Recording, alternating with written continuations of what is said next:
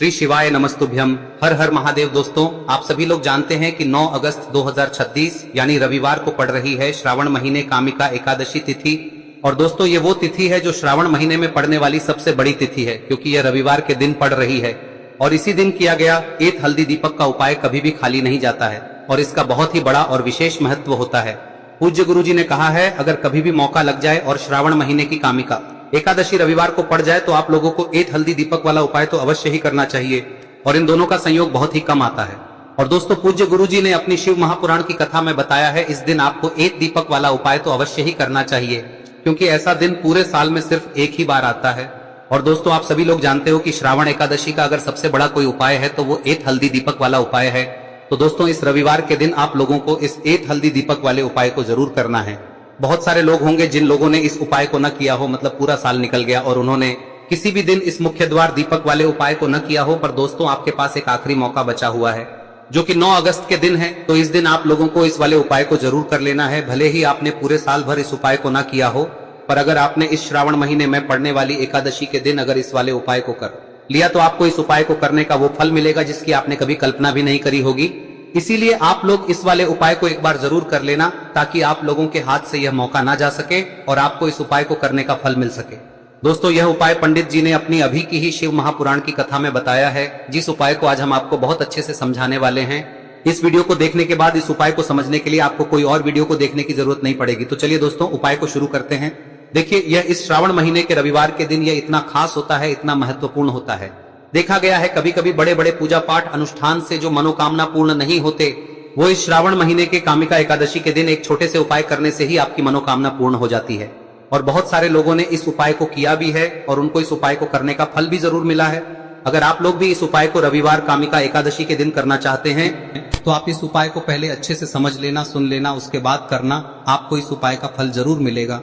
और इस उपाय को कर लेने से आपके घर में चाहे किसी भी प्रकार की दुख और समस्या क्यों ना चल रही हो, आपको उसका कारण भी नहीं पता है कि भाई यह समस्या किस कारण से चल रही है, उसका कुछ भी कारण हो सकता है, जैसे पितृदोष हो सकता है या किसी भी तरह का मंगल दोष भी हो सकता है। तो इस दिन आप लोगों को यह वाला उपाय कर लेना है।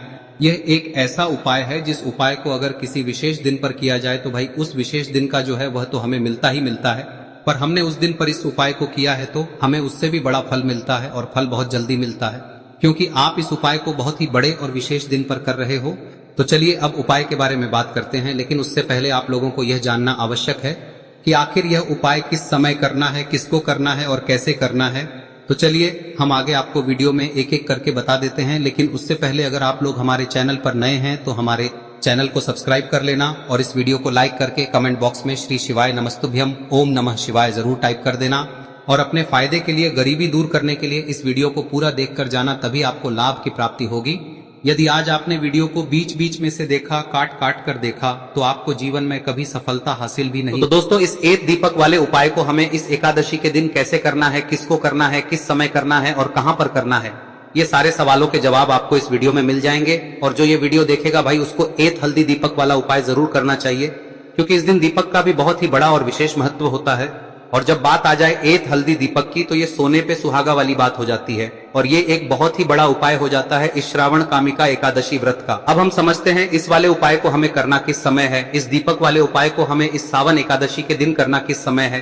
तो देखिए, इस उपाय को करने का जो समय है वह सुबह का समय है और शाम का समय भी है। अब देखिए, यहाँ पर हम मुख्य रूप से सुबह का समय नहीं बोलेंगे, क्योंकि 9 अगस्त श्रावण रविवार कामिका एकादशी का दिन है और इस दिन प्रदोष काल के समय का बहुत महत्व होता है। बाकी अगर सुबह के समय भी करेंगे तो भी अच्छा होगा, उसमें कोई भी दिक्कत वाली बात नहीं है।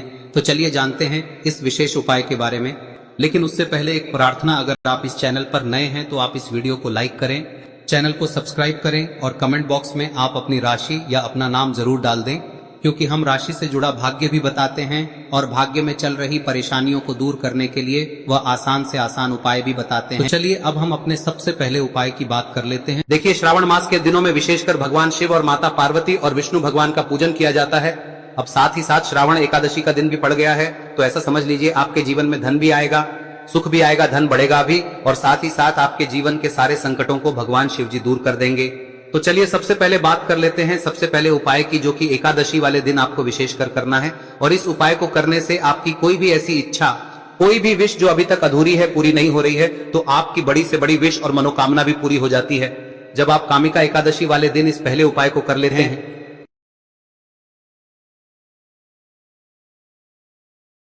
तो देखिए, आप सभी जानते हैं कि श्री हरि विष्णु जो है उन्हें तुलसी दल सबसे प्रिय है। बिना तुलसी माता के श्री हरि विष्णु अधूरे हैं और बिना तुलसी पत्तों के श्री हरि विष्णु का भोग अधूरा है। अब श्री हरि विष्णु को प्रसन्न करके आप अपनी किसी भी मनोकामना को पूरा कर सकते हैं, क्योंकि श्री हरि विष्णु प्रसन्न हो गए तो आपकी कोई भी विश और इच्छा मनोकामना अधूरी नहीं रहेंगी। तो आपको तुलसी के 5 पत्ते लेने हैं। अब ये 5 तुलसी के पत्ते जो आपने लिए हैं, ये 5 तुलसी के पत्ते आपको श्री हरि विष्णु को अर्पित करने हैं।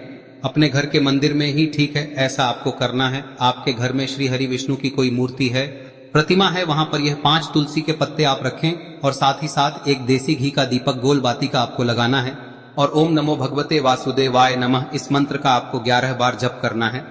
देखो मंत्र कौन सा है, ओम नमो भगवते वासुदेवाय नमः, और फिर श्री हरि विष्णु से अपनी विश, अपनी इच्छा, अपनी मनोकामना कह देना और फिर देखना आपकी विश और इच्छा, जो भी आपकी मनोकामना है, जो भी अपने जीवन में आपको चाहिए। अगर निर्धनता बहुत है, आप अपने घर से गरीबी को दूर करना चाहते हैं, या फिर धन आपका बढ़ता नहीं है, आप चाहते हैं कि आपका धन बढ़े, या फिर आपके घर में फिजूल खर्ची बहुत होती है, पैसा आपके पास नहीं रुकता है, आप चाहते हैं कि पैसा आपके पास रुके, या फिर घर में कोई व्यक्ति ऐसा है जो बहुत बीमार रहता है, या फिर किसी का विवाह नहीं हो पा रहा है, तो जो भी आपकी इच्छा है, जो भी आपके विश है, बस एक बार श्री हरि विष्णु से कह दे। दिन है, साथ ही 7 साल का सबसे बड़ा दिन है।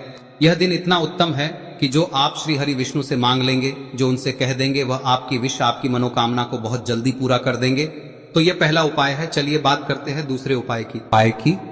देखो, यदि आपके जीवन में आर्थिक संकट बहुत अधिक हो रहे हैं, धन की समस्या लगातार जीवन में बनी हुई है, एक एक रुपयों को प्राप्त करने के लिए आपको बहुत अधिक मेहनत कर रहे हैं, तो आज रात्रि में सोने से पहले आपको हो यह चमत्कारी दीपक का उपाय अवश्य करना है। या फिर यदि आपका जो व्यापार है, बिजनेस है, दुकान है, वह अच्छे से नहीं चल पा रही है, तो आज रात्रि में इस विशेष दीपक का उपाय आपको अवश्य करना चाहिए। देखो दोस्तों, दीपक हमारे घर में सभी नकारात्मक शक्ति को बाहर करता है। यह उपाय आपको साल में केवल 1 बार करने का ही मौका मिलता है। देखिए, इस उपाय के लिए आपको तुलसी जी की जो सूखी लकड़ी होती है उसे ले लेना है। देखिए दोस्तों, यदि आपके पास पुरानी तुलसी जी की लकड़ी है तो उसे आप ले सकते हैं, और यदि आपके घर में तुलसी जी जो लकड़ी है वह सूखी हुई है तो उसकी लकड़ी आप तोड़ के इस्तेमाल कर सकते हैं। लेकिन आपको ध्यान रखना है कि सूर्यास्त से पहले पहले ही आपको ये जो तुलसी जी की लकड़ी है इसे अवश्य ही तोड़ लेना है। तो इस उपाय के लिए आपको सबसे पहले तो एक मिट्टी का दीपक लेना होगा, चाहे तो आटे का दीपक भी ले सके, क्योंकि आटे का दीपक सभी दीपक में सर्वोत्तम माना गया है। इस दीपक के अंदर आपको शुद्ध घी का प्रयोग करना होगा, और इससे दीपक के अंदर आपने जो तुलसी जी की लकड़ी ली है उसे भी रख देना है। लेकिन ये जो तुलसी जी की लकड़ी है, इसमें आपको चारों तरफ अच्छे से घी लगा लेना है। देखिए, गुरुजी ने बताया है कि जो तुलसी जी की लकड़ी है, यदि आप उपाय करते हैं और बहुत ही शीघ्रता से जल जाती है, तो इसके लिए आपको एक कार्य करना